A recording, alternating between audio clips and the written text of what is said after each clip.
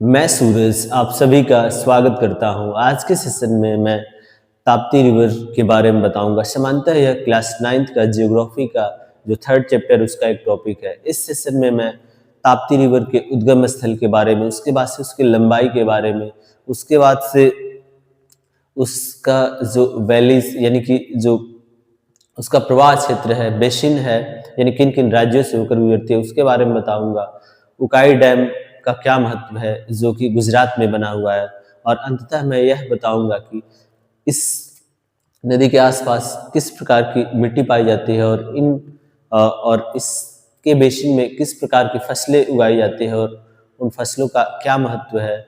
इन सभी बिंदुओं पर आज के सेशन में मैं चर्चा करूंगा। तो सबसे पहले बात करते हैं इसके उद्गम स्थल। उद्गम स्थल की बात की जाए तो सामान्यतः इसका उद्गम स्थल मध्य प्रदेश का जो बैतूल डिस्ट्रिक्ट है, वहाँ जो सतपुड़ा रेंजेस है, उन्हीं रेंजेस से या पहाड़ियों से जो ताप्ती रिवर है वह निकलती है, और वहाँ से निकलने के बाद मध्य प्रदेश राज्य में उसके बाद से कुछ भाग जो है वो महाराष्ट्र में, फिर गुजरात में, और गुजरात में जाने के बाद अंततः यह खंभात की खाड़ी में मिल जाते हैं। अब बात करें दूसरे टॉपिक की, जो इसका है लंबाई।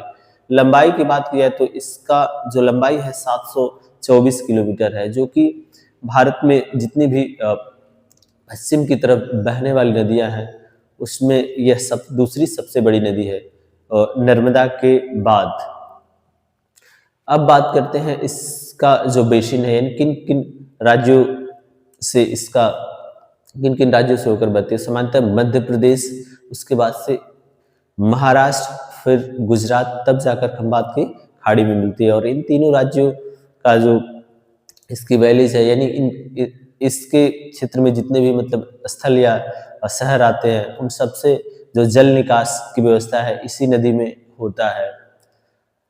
अब बात करते हैं उकाई डैम। उकाई डैम सामान्यतः यह गुजरात के सूरत डिस्ट्रिक्ट में बनाया गया, क्योंकि ताप्ती रिवर के माध्यम से हर साल कहीं ना कहीं यहाँ के जो लोग थे बाढ़ से प्रभावित होते थे, और अभी भी आता है। लेकिन उकाई डैम बनने के बाद से जो बाढ़ की संभावना उसको कम कर दिया गया है, और उस डैम के माध्यम से बिजली उत्पादन, उसके बाद से सिंचाई के लिए जल उपलब्ध कराना, और जो गुजरात में शहरी क्षेत्र है उसकी जल आपूर्ति कराना, ये सभी काम किए जाते हैं। और उकाई डैम के माध्यम से जो उसका मेन उद्देश्य है हाइड्रो इलेक्ट्रिसिटी यानी जल उत्पादन, यह काम किया जाता है, और इसके माध्यम से बिजली का उत्पादन किया जाता है। अब इसके संपूर्ण उपयोग के बारे में या इसके महत्व के बारे में जानेंगे।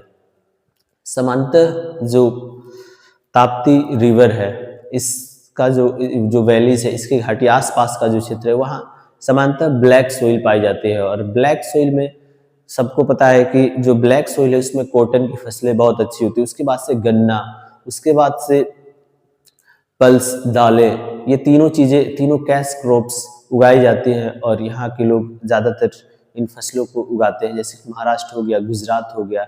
और जो टेक्सटाइल इंडस्ट्री है और पेपर मिल है, इन सब के लिए जो पानी की आपूर्ति है यह ताप्ती रिवर के माध्यम से ही किया जाता है। यानी कि यह कहीं ना कहीं हर दृष्टिकोण से इन राज्यों के लिए महत्वपूर्ण है। धन्यवाद।